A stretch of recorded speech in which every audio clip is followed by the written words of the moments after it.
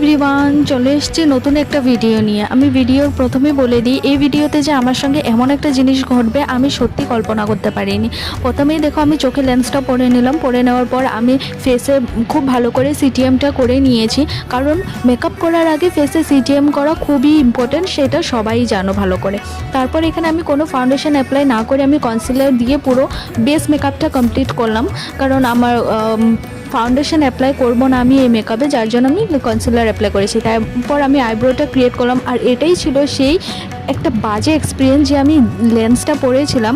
সেই লেন্সটা আমি জানি না হঠাৎ করে কি হলো, আমার চোখে এতটা জ্বালা করছিল আমার লাস্ট অবধি আমার পুরো লেন্সটা খুলে ফেলতে হয়। তা কিছু করার ছিল না, আমি লেন্সটা খুলেই আমি আই মেকআপটা করছিলাম। এই আই মেকআপটা তো লেন্সটা থাকলেও সত্যি খুব ভালো লাগতো, কিন্তু কোনো উপায় ছিল না, যেহেতু আমার চোখটা এতটা জ্বালা করছিলো, বারবার জল পড়ছিল, তার জন্য আমি লেন্সটা খুলে আমি আই মেকআপটা করি। দেখো আই মেকআপটা আমার কতটা সুন্দর লাগছে। হ্যাঁ জানি লেন্সটা থাকলে আরও একটু বেশি ভালো লাগতো। যাই হোক, তারপর সব কিছু শেষে আমি সেটিং পাউডার দিয়ে আমার পুরো বেস মেকআপটাকে লক করে দিই। তারপর এখানে হালকা করে একটু ব্লাশ আর একটু হাইলাইটার অ্যাপ্লাই করে দিই। হাইলাইটারটা দেখো কতটা গ্লো করছে।